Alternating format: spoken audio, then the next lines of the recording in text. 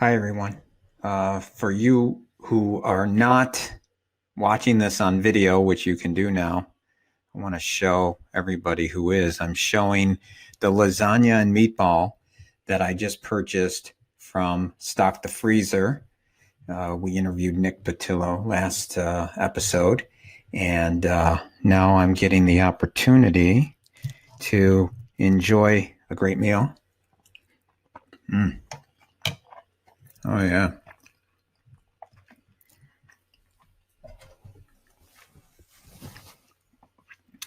That's delicious.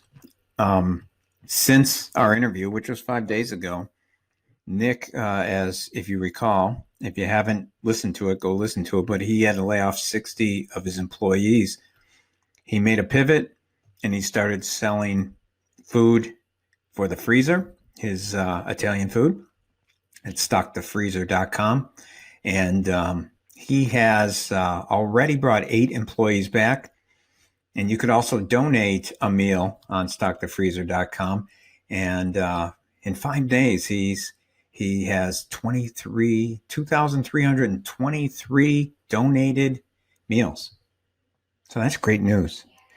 And this is great food. And again, the way we're going to get through this, and we will get through this whole coronavirus thing, is if we're working together and we're supporting each other.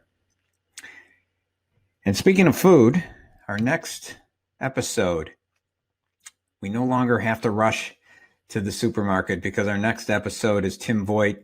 He's one of the co-owners of Agricultural Logistics, and he says the supply chain is fine. Everything's working pretty darn smoothly, and that we don't have to worry about running to the supermarket. So enjoy the next episode while I enjoy my food and maybe a little wine as well.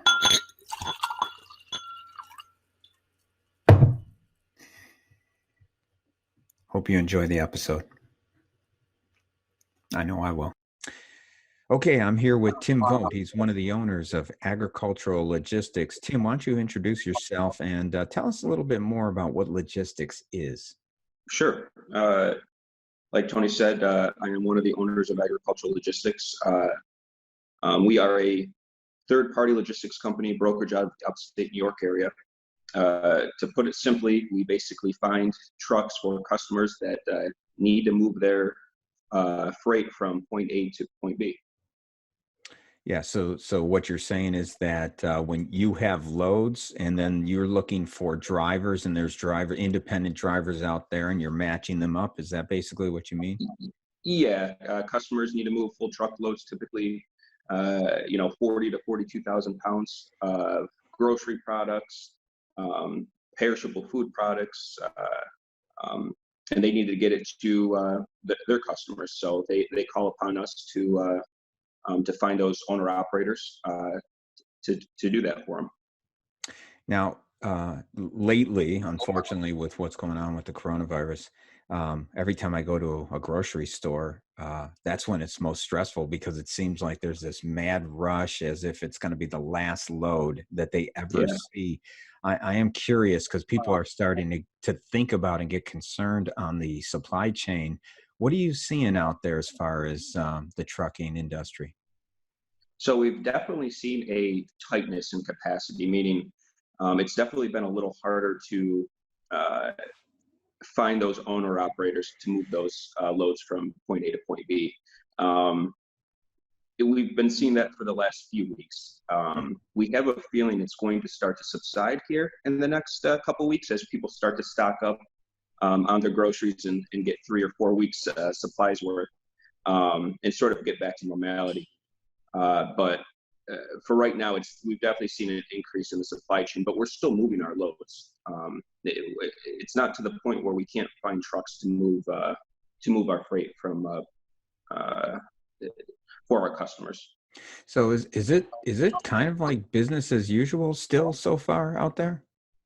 For us, it has been. We've been really lucky because a lot of our business is food, delivering food.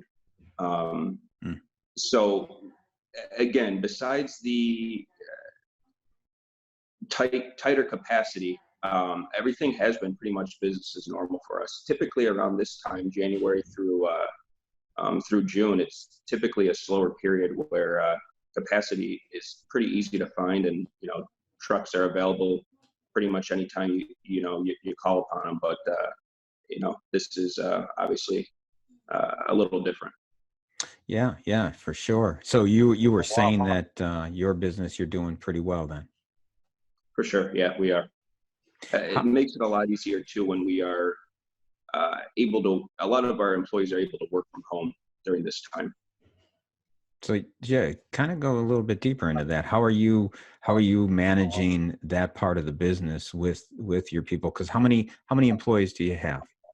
Currently 27 on the logistics side. 27. So give us a little idea how you're operating today.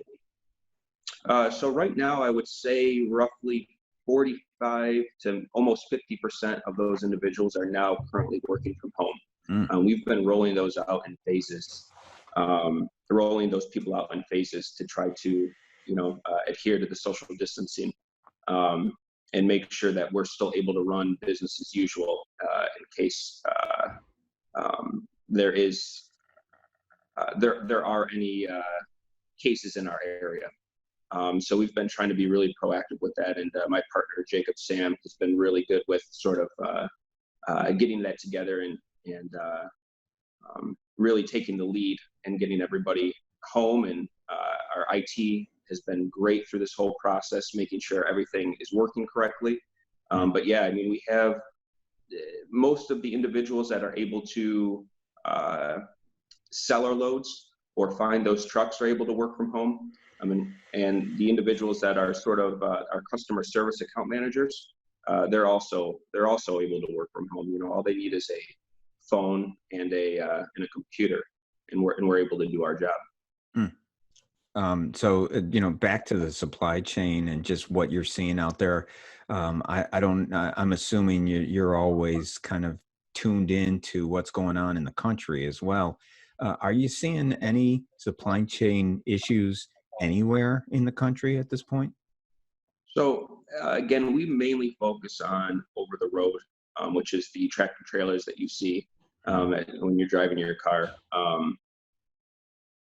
So we haven't, again, besides that tightness in the market, prices increasing a little bit Mhm. on what it would normally cost, maybe 20 or 30%.